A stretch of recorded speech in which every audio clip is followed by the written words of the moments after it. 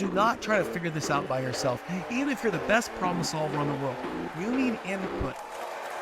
The Fresh Church Podcast.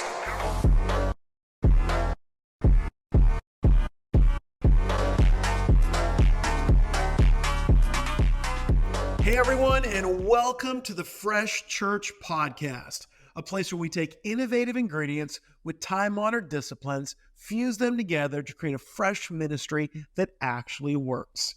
In case we haven't met, hi, I'm Pastor Tony Kensinger.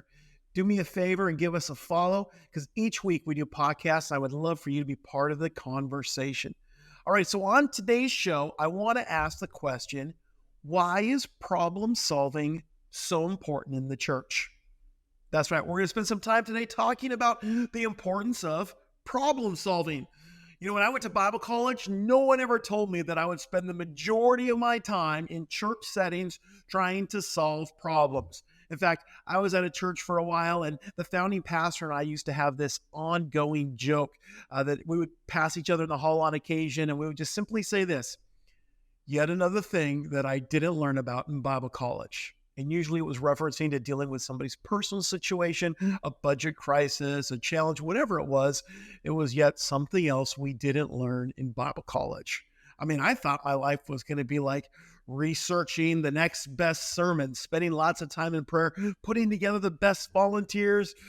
Oh, yeah, that's what you do in your spare time after you've worked 60 hours in the church, right? So what can we do as we discuss this subject called problem solving? Well, I was coached by an incredible family pastor, Jim Weidman, who taught me one time. He said this: one of the best things that I can do is be a problem solver for my senior pastor. Let's say that again. One of the best things I or you can do is be a problem solver for your pastor, for your church, for your board, for the people that you interact with. And as a kids pastor, and then a family pastor, and an executive pastor, I realized more and more the importance of problem solving. You see, it doesn't matter whether you're a volunteer, whether you're a kids pastor, student pastor, executive pastor, senior pastor, maybe even a board member. Problem solving is what we do in church. And it's very important that we begin to understand this. Now, some of us are better than others when it comes to problem solving. Some of you are really good at it. You enjoy the challenge, kind of the jack of all trades. I can figure this thing out. And for some of you, problem solving is something you probably need to outsource. It might not be your strength. Surround yourself with people who are problem solvers. Either way, problem solving is, well, it's part of ministry. So what is this whole problem solving thing? Well, I think you can break problem solving down into 4 different parts. Okay. And so we're talking about there's a problem, there's an opinion, there's a solution, and then there's change. And so I want to kind of unpackage those 4 pieces real fast, just to make sure we're on the same page, we're talking the same language. The first thing you have is there's a problem. There is something that is in need of being fixed. Okay. And so that could be something like, we've got a parking lot issue on Sundays. Okay. There's our problem. Next comes opinions. Opinions are simply perspectives, but with suppositions. Okay. What does that mean? That means people have an opinion, but usually there's something behind that opinion. There's a thought, there's an agenda, there's some kind of reasoning behind it. So they might give you good advice, but it's not always sound advice. Nevertheless, people have opinions. So let's look at that parking lot situation for a minute. Everyone has an opinion on it, right? Let's paint it. Let's pave it. Let's double the size of it. Let's put together a parking lot team. Let's find some additional parking and shuttle people back and forth. Let's do more services. Let's chase away the new people. Okay, that's a bad idea, right? Okay, but you can see where somebody's personal opinions might get involved in that. So we've got a problem. We've got an opinion. Now let's look at a solution. These are possible ways that it can be fixed. So we could repaint it put some directional signage up, add some traffic control. But there's a couple elements that you need to keep in mind whenever you look at solution. Usually there's a cost, and usually there's people. That would be volunteers involved, especially when it comes to something like a parking lot, right? You have to look at those things. So we've got a problem, opinion, solution. Then there's change. Something has to change. It has to be different. The question then becomes, how will the people respond to that change? You see, you need to understand this, that anytime you problem solve, there will be change. Well, let me explain. You have a light bulb burned out. That's pretty simple, right? Maybe it's been a month, 2 months, maybe 3 months. There's a light bulb in the middle of your auditorium. It's right above somebody's head. You notice the light's out. Now you got to wait until you have the proper maybe ladder or some way to get up there. You fix that light bulb, replace it. The next Sunday, someone notices that light bulb got fixed. It's so much brighter in here. And someone else notices, man, why is it so bright in here? What changed? You see, even a light bulb, a simple change of that, there's a reaction that occurs. You found your problem, there was an opinion on it, you solved it, and then change happened. And we'll take time in later podcasts to talk about the importance of change and how to communicate that. But just know when you get into problem solving, there will be change. So why is problem solving so important to the church? Well, because basically the way that you problem solve affects everybody in your church. It potentially leads to the next situation that you've got to problem solve. Okay, another situation down the road. So let's take that previous illustration, right? The problem with a parking lot. Well, let's go ahead and problem solve that. We have a problem with a parking lot. I know, we're going to tear it up, break the bank, and repave it. 3 weeks of mess. People quit the church because it's a mess. People are upset because of the smell, and I can't believe you spent that much money on it. People love the new look. It's so pretty. People want to change something else and never change anything else again. It just depends who you're talking to. Was that the best solution? Yeah, I wish there was an easier way to figure this out, right? Or there's a problem with the parking lot. I know. Let's add a volunteer team together. Okay, now we're going to have to pull from some of the other teams. We got to find somebody to lead it. Chances are they're never going to get to go to service again because they're going to be in the parking lot the entire time that we have church. Other ministries might get upset because we pulled their volunteers, but that's on them. They need to recruit better, right? All right, we've also going to have to, create a new budget, right? Because those guys are going to need vests. They're going to need hats. They're going to need coffee and donuts because we want to make sure they're happy people, right? We don't want cranky people in the parking lot who are barking orders and telling people where to go. Of course, in the same way, they can't be too happy because maybe then they won't tell people where to park. So we've got to train those volunteers properly to make sure that they know how to direct traffic. Was that the best solution? I kind of wish there was an easier way to figure this out, right? Or there's a problem with the parking lot. I know. Let's spend 6 months in committee. Let's get a group together. Let's talk about it. We're going to do dinners once a month. We'll do surveys and ask the people their opinions. And after 6 months, we have figured out the best thing that we can do is replace the pews with brand new chairs in the auditorium. There we go. That's a good use of our money. But what about the parking lot? Great question. We should bring in an outside consultant to look into that. Or better yet, let's do another 6 months of meetings. Was that the best solution? If there was an easier way to figure this out, right? Well, any one of these outcomes are going to leave some people happy and some people upset. And they're going to leave the leader wondering if they made the best choice, whether you did the right thing, whether those consequences of that will lead to the next challenge. And no matter what, you as the leader are exhausted. You either had to run faster than you wanted to, you went slower than you wanted to, you got to do what you want to do, but it cost more, or there was a cost that went with it, or you didn't get to do what you want to do, and now you're even more frustrated because it didn't actually solve the problem. Everyone needs a problem solver on the team. Today, I want to walk you through some of the simple techniques to help you and your organization with problem-solving abilities. You know, after I heard that statement that I shared earlier with you that Brother Jim said, that one of the best things I can do is be a problem solver to my senior pastor, I started praying for that. God, make me a problem solver. I literally prayed that over and over again, day after day. God, make me a problem solver. It's biblical. I mean, I prayed for wisdom and knowledge. I mean, it worked for Solomon, right? I prayed for discernment. I prayed for prophetic gifting. I prayed for laborers to assist me along the way, and it worked. Years later, this is what I do for a living. I help pastors solve problems.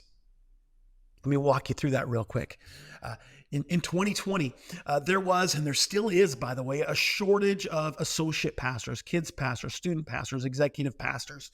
And so God gave me this idea to start helping pastors who didn't have anyone to run their kids ministry. And so I didn't want to move to these random towns with these random churches, but I thought I can help them out if I treat them similar to a campus. And so I started reaching out to pastors and presenting this idea of a remote kids pastor. The first thing they said is, what is that, right?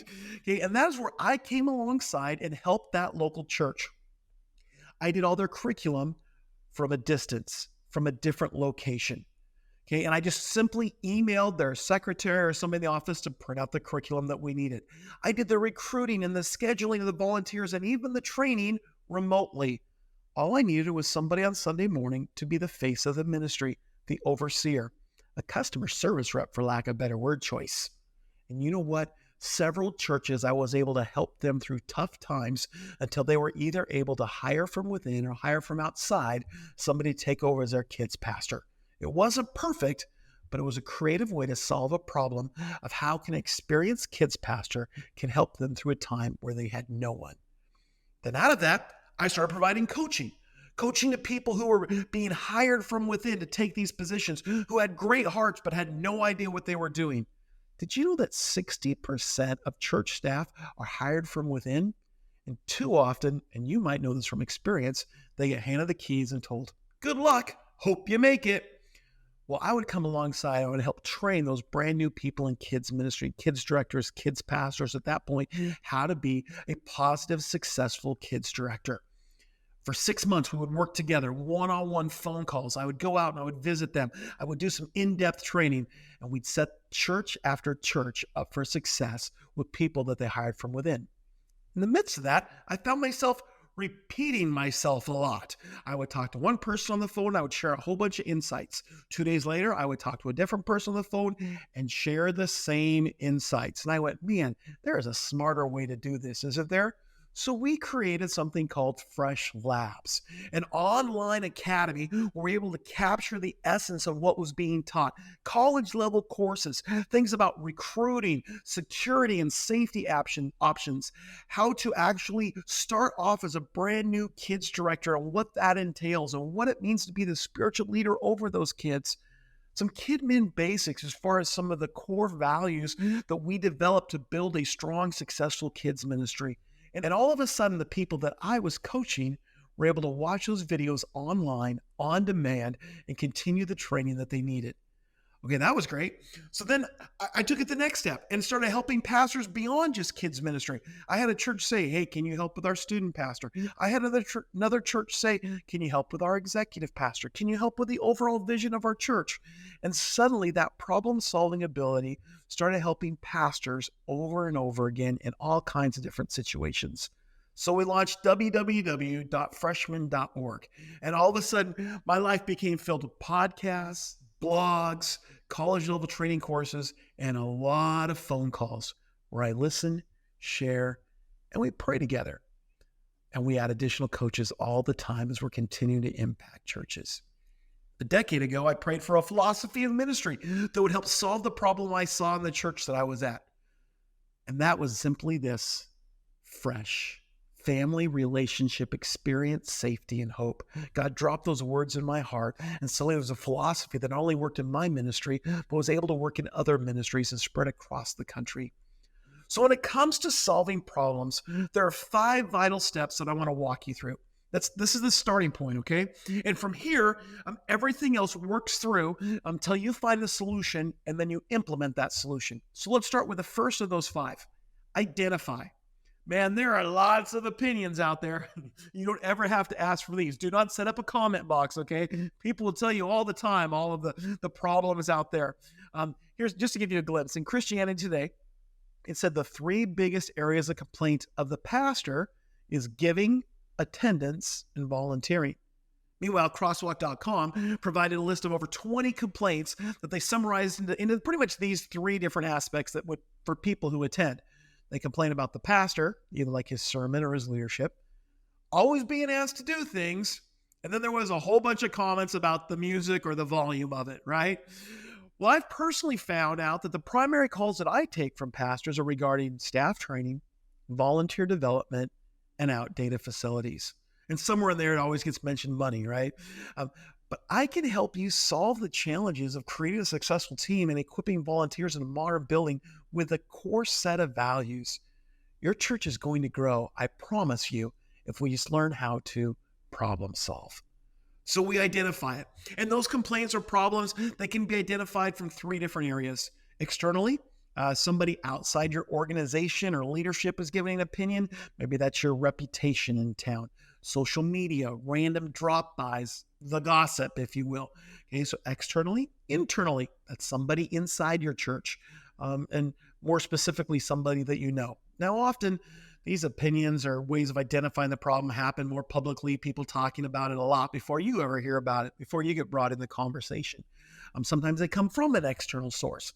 They can be regarding facilities, the programs that you have, the processes that you run, the staffing that you have, maybe your theology, philosophy, or methodology that you're using. So external, internal, and then personal. This is your view as a leader.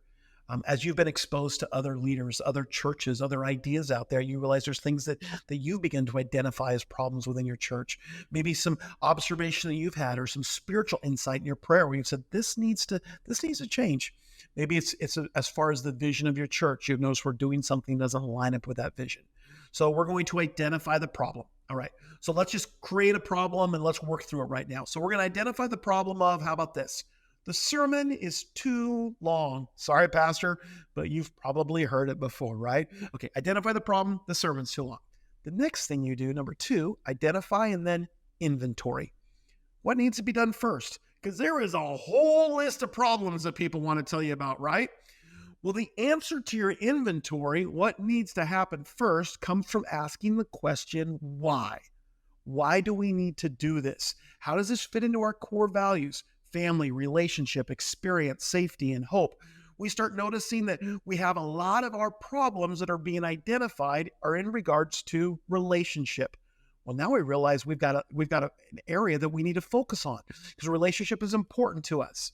And so you need to create priorities, though, within your list of problems. Otherwise, you're going to spend your whole life problem solving, and actually not get a lot of things done, constantly running from place to place, and you'll be exhausted. So you have to create the priorities of what you're going to work on next. Get input from others about this priority. Talk to other people. Hey, we've got this challenge and this challenge. Which do you think is the most important? I used to tell my staff, I've got a long list of to-dos today. I've got 100 things on my list, and I'm only going to get through like 75 of them. So if I didn't get to your thing, that means that you didn't do a good enough job conveying to me the importance of it. Okay, help people inventory, prioritize how, in fact, you're going to take on those challenges. And then you got to count the cost, the resources, the time, the money, the fallout that might happen, or the support that might occur with that.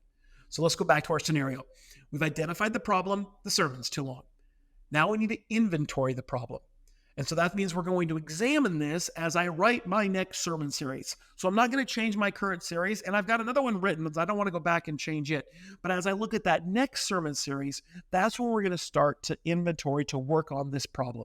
Does that make sense? Okay, so identify, inventory, now we need to isolate. Discover what's the real issue and the best solution. Start with the obvious. Whatever gets brought up, then blow it up into all the possible reasons for this. Why did this get brought up? All the different things. Then we're going to zero in on the real issue. What tasks specifically need to get done? Remember that parking lot story we talked about earlier, right? You go fixing all kinds of problems. You repaint it, you repave it, you do it, and you find out it's because you've only got one entrance and one exit. You should have maybe added another entrance, or you should have looked at other things. Okay, you want to isolate what is the main thing. Now, what are the pain points? What happens if you do fix it? What happens if you don't fix it? Those pain points are very important when it comes to solving a problem. You need to know, okay, if we don't, this is the consequences. If we do, this is the consequences, good, bad, or ugly. Additionally, I want to challenge you with this. You need input. You need to talk to people. Do not try to figure this out by yourself. Even if you're the best problem solver in the world, you need input. but not just input from anybody. You need input from intelligent people. Talk to people who know what they're talking about. Over the years, I think I've talked to people that had a heart for what was happening. They had an opinion of what was going on. They were invested in what was going on, but they weren't the brightest people in the world. And some of the ideas that I got, I was like, seriously, that's what you're suggesting? Okay, I want to get lots of input. I want to talk to people who are inside and outside my church. I want to get multiple quotes. I want to call other churches and ask questions. And then I want to listen to the intelligent ones. If I'm getting a quote, I want to make sure I'm getting a quote from the intelligent companies, not the guy who's like, well, it could be this. No, let's make sure we're choosing the right people. For example, I have a pastor friend. He hired a guy who was a vice president of a major company here in town who had just retired, brought him on part-time. And I was talking with the guy. He's like, I don't even know why I got hired. I don't even have a job description. I just keep getting put things on my desk and I work through it. So then I talked to the pastor and he goes, you know why? Because he's the smartest man I've ever met in my life. And I wanted somebody on my team who was smarter than me. Get input from intelligent people. All right, so the sermon's too long. Well, what is the sole reason for that? Well, we blew it all up. Now let's package it in specifically. So is it the perceived length? Like, do you have the ability to make 15 minutes feel like 60 minutes? I mean, I've seen some pastors who can make 60 minutes feel like 15, but maybe that's not the way that you teach. How about use of illustrations? Are you using illustrations? Your sermon style, the way that you teach, the subject matter that you're covering, the order of service. If there's too many announcements, too many talking heads, the worship is going way too long. The setting of your room cannot be conducive for the time in there. Maybe it's the actual clock on the wall. People want to be done by this time. And then who's saying it? Who's the one who's bringing this up? Like, all of that needs to be looked at. So we identify the problem. The sermon's too long. We inventory the problem. Okay, we examine that. I'm going to work on it with my next series. Okay, we've now isolated the problem. Too many elements in the service, literally the time itself. Okay, so now we need to initiate it. We begin the process of fixing the problem. Plan your work, work your plan. So what's the cost? What's the budget going to be on this particular thing that you need to work on? What's the time going to look like? Is it going to take a long time? Is it something to be done quickly? How does it fit into the calendar? How does it fit into big events? I was working with a church one time that was getting ready to do their VBS, and then all of a sudden that week, somebody planned on removing the roof on that side of the building. Oops, calendaring issue, right? Okay, what about communication? How are you going to communicate it to others? Who's going to participate in that? And who's going to handle the change? Are you going to communicate it? Or you got to realize that some people love change. Some people hate change. Most people go along with change if you communicate it properly. So let's get back into that sermon series, okay? It's too long. Well, who does it affect? Should we start on time? Let's look at the worship team, okay? They need to know what's going on. Is it going to affect them? Are there going to be less people on stage because you're going to have less people giving announcements? Is there an element that's going to get removed? Does a pastor need to cut one illustration? Or does a band need to cut him off at a particular time because he just doesn't even pay attention to the clock? Communicate to your leadership, then your volunteers, and then your congregation.